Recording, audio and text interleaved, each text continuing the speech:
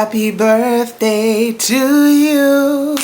Happy birthday to you. Happy birthday, dear Stash Up. Happy birthday to you.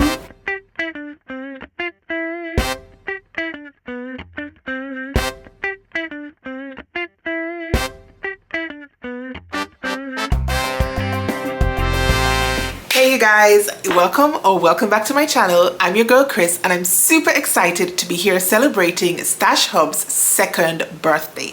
Now, if you have no idea what Stash Hub is, have you been living under a rock? No, but seriously, Stash Hub is an amazing sewing app that was created by Yvette and I think maybe her husband as well. Her handle is Blossom Sandwich over on Instagram, and you guys, it is an amazing app. It allows you to catalog your fabrics, your notions, and your patterns. And if you guys are anything like me, then your pattern, notion, and fabric stashes are overrunning. What better way than to use an app to help you catalog it all? And that means no digging and diving, trying to remember what fabrics you have, what patterns you have, what notions you have available, than to have them all at your fingertips right on your phone app. Now, truth be told, I have not documented, not even my fabrics. You guys, life be lifing, and I'm telling you, it doesn't take that long to actually input them into the Stash Up app. But then I want to photograph the fabrics, which means I have to go and dig and dive for the fabrics, and then I have to fold them back up and put them back in their respective places, and goodness gracious me. So what I have decided to do is I have been documenting my newest purchases, which, to be fair, I have not purchased any fabric in a while, but those items that have been gifted to me or sent to me through my ambassadorships, I have photographed them and documented them right away. That means I have those already in my Stash Hub app, but I really do need to get better at documenting. But in any event, I would definitely encourage you to go ahead and check out the app. I think you might find it beneficial. Now, as part of the birthday celebrations, Yvette is hosting a challenge. And the challenge requires you to use just 2 meters of cotton fabric to make up anything you want. Okay, is it anything you want or is it a garment? Goodness gracious me. I'm going to go ahead and pop the details of the challenge here right on the screen so that you can read it for yourself. Please do not take my word for it because, my memory is terrible. Just terrible. Now, I thought that this was going to be a cool and fun challenge, and obviously I definitely had 2 meters of cotton fabric in my stash, and I sewed up a top.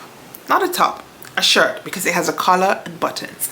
So without further ado, maybe I should show you a little bit of the behind the scenes making of my Sew To Celebrate To make. So let's see. Alright my lovelies, so I'm about to get started working on my shirt. And you will not be surprised if you have been here before to learn that I have not cut out every single pattern piece that I need. I cut out my main pieces, my front, my back, my collar, but I have not yet cut out my sleeve pieces or my facing pieces. You guys, I never seem to be able to just cut my entire project out in one go. I'm always so eager to start sewing. Now I have double checked with my fabric and I know I have enough fabric to cut out my sleeves and my facings, so I'm not worried on this occasion that I'll run out of fabric, but your girl just needs to start getting tucked into her project. Now I have made one deviation from the pattern instructions.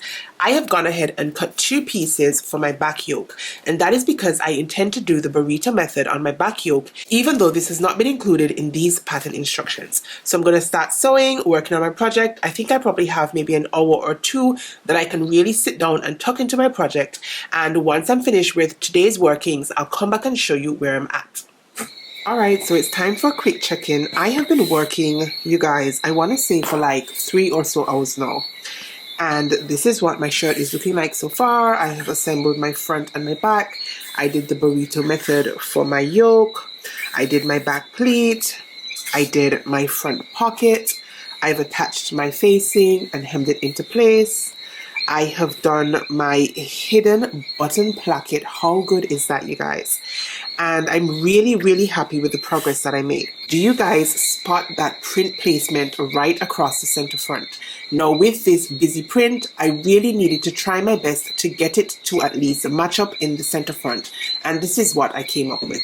Alright you guys, so I had finished assembling the main bodice of my shirt, and then I obviously had to put my project on pause because I have adulting to do, and I was super eager to get back into sewing up this project. So let's see what I did next. Alright lovies, I have completed my Simplicity 8889, and spoiler alert, I love it. Oh my goodness, I absolutely love how my shirt turned out. To be honest, going into the project, I was a little bit skeptical. I knew I would have to do some pattern matching, or at least, if not even pattern matching, be very intentional about my pattern placement. And I am so proud of how this one has turned out. Now, I'm sure by now you want to see what I'm talking about, so let me just go and grab my dress form. Ta-da! You guys, this is my completed shirt. This is the front, and this is the back. And listen, I just feel like it turned out so bloody good. Now, this fabric had a border print down the two sides, and so I cut the back yoke on the cross grain in order to make use of that selvage. Now, I didn't want it to be awkward to have the same print at the yoke area and at the back bodice area, because it would mean that I would have to go ahead and pattern match my yoke to my back bodice. And I don't know, I just thought that this would make it a little bit more interesting and a little less work for me, and I'm really happy with how this detail has turned out. Now, as far as the front is concerned, I did think carefully about my pattern placement across the center front, so you can see when it's closed, it is the mirrored image from the left and the right sides. Now, for the placket, I did go over into the selvage area and utilize the same like striped border print that you saw on the back yoke. And I just thought it would be fun to have just one little piece of that striped portion at my placket area, just to break up the two sides of my shirt. Again, I'm happy with how that looks. For the pocket, I did the same thing. I utilized the selvage area because I did not want to have to go and pattern match my pocket. And I thought that if I did not pattern match and I just used the same fabric, then it would come across quite jarring. And I didn't like how that played out in my own mind, and so I decided to go ahead and use the selvage area for the pocket as well. And last but not least, I used that selvage area for the collar piece. So you can see that the outer collar piece utilizes that selvage area, but the under collar and the collar stand utilizes the main fabric. And you guys, I really am happy with how I utilized the prints in this pattern. But be sure to go ahead and leave me a comment down below and let me know what you think of this print placement. Now, with the sleeves, you can see that the detail runs from the diamante sort of design here on the sleeve right over into the chest. And the, what do you even call these? I don't even know what you call these Lego looking pieces that run from the bottom of my sleeve right across to the bust area.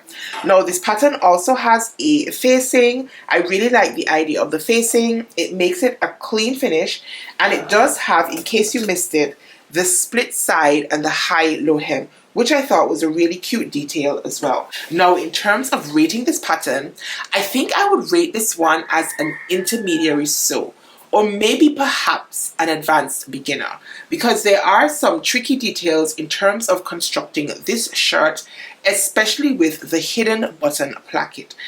Now, let me tell you guys, when I first did my placket, I had sewn too far over because I had mismatched one of my notches. And when I had gotten to closing over my shirt and doing the facing piece, I realized that my placket piece was too deep at the hemline and more shallow at the top. So that of course meant I had to grab my best friend, my seam ripper, and go ahead and unpick the stitches and refold my placket with the right notches. So if you're making this pattern, I would implore you to be very careful with your notch markings to make sure that you have the right ones for your placket, your hidden placket, and whatnot.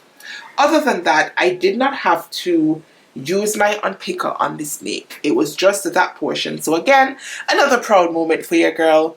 A project that was completed, almost completed, without my seam ripper. But that is just part of the sewing process. You always need to have your seam ripper near to hand, because sometimes I laugh at myself with some of the mistakes that I end up making. Now, of course, when constructing this top, you have to do your collars and your collar stands, which can also be kind of tricky. I already mentioned the placket, which can be kind of tricky. The pocket was easy enough to do. The split hem was easy enough to do. Again, just make sure that you have your markings properly placed both on your main fabric pieces and on your facing pieces, so that when you get to the split side, it's easy for you to line up your pattern pieces. Now, this pattern also comes with a YouTube sew along, so that is quite useful for those of you who are visual learners.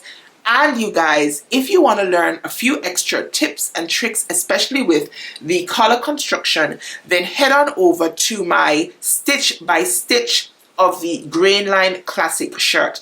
Now, in that series, I have painstakingly gone through different tips and tricks for when you're sewing button-down shirts. Now, even though I used the Grain Line Archer for that particular project and that particular series, I do think that the tips and tricks that I shared are universal, and you can apply them to any button-down shirt or shirt dress pattern that has a collar, that has plackets, that has cuffs. Now, this one does not have any cuffs, but it does have a collar and collar stand, and so you might find that video quite useful. I'll go ahead and drop it in right here. You can run on over and catch all the tips and tricks for your button-down shirt patterns, and then you can apply what you have learned in that video to any shirt pattern, including this Simplicity 8889.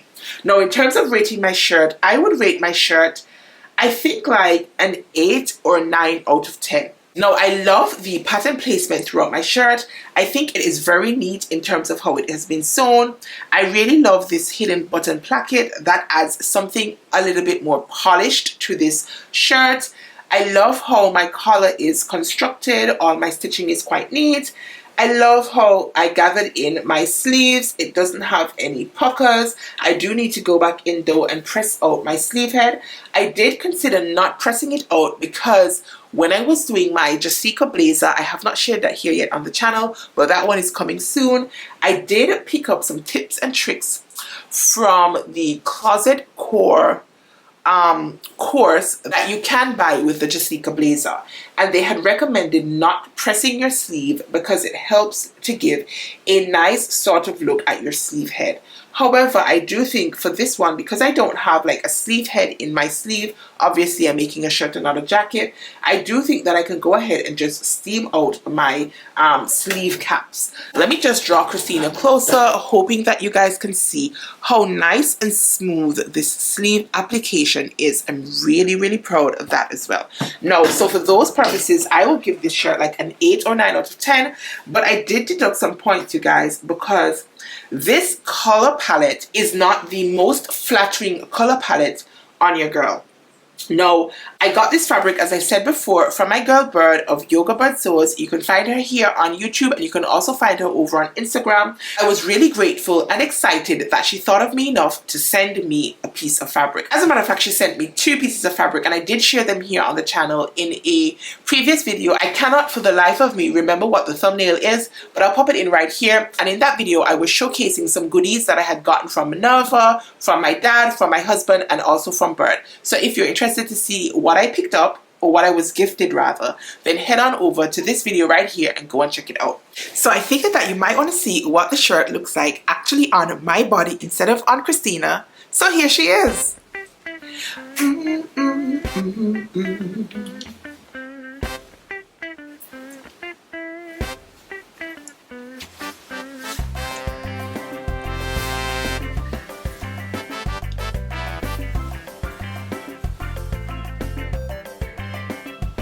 Not bad, right? Listen, you guys, I know I have said it at least 11 times in this video, but what do you guys think about this pattern placement? Isn't it perfection? Oh, goodness. I am so pleased with how the entire shirt, the pattern just runs seamlessly through the sleeves, through the front, around the back. Oh, go ahead and leave your comments down below and let me know what you think of my make. Now, in case I didn't say it before, for the entire month of November, vloggers have been popping up here on Instagram helping Yvette to celebrate the Stash Hub app. If you have not seen any other video about the So To Celebrate 2, then I'm going to go ahead and try to find the vlogging schedule. If I do, then I'll pop it in right here so you can go and check out all of the other amazing YouTubers who have sewn up items from their stash and who have shared them here with you on the YouTube platform. Now, this is a challenge that is open to anybody, so you can go ahead and grab 2 meters of fabric from your stash and get to sewing. Remember, it does have to be cotton fabric. Did I say that this is an Ankara? So obviously that means it is a cotton fabric, and so it qualifies as an entry, I hope, into the challenge. I didn't check before whether vloggers are actually allowed to enter into like the prize giving section of this challenge. I'm going to go ahead and do that. If we are, then I'm definitely going to go ahead and submit this Ankara shirt, Simplicity 8889 by Mimi G. Now, since we are almost at the end of November, and if I remember correctly, 30 days of September, April, June, and November, it means that you guys have just a little bit of time to get your entries in. You do not have to make anything complicated. Just go ahead and grab 2 meters of cotton fabric from your stash, get something sewn up, and be sure to enter into the Sew 2 Celebrate 2 Challenge, hosted again by Yvette of Blossom Sandwich, the creator of the Stash Hub app. Now, you guys, that is all I needed to share with you today. So if you enjoyed this video, be sure to go ahead and give your girl a thumbs up, drop me some comments down below and let me know what you think of my finished make. And if you have made it this far into the video and you are not yet a subscriber, then please do consider subscribing on your way out. Until next time, stay calm, stay cool, stay safe, and absolutely keep sewing. Peace.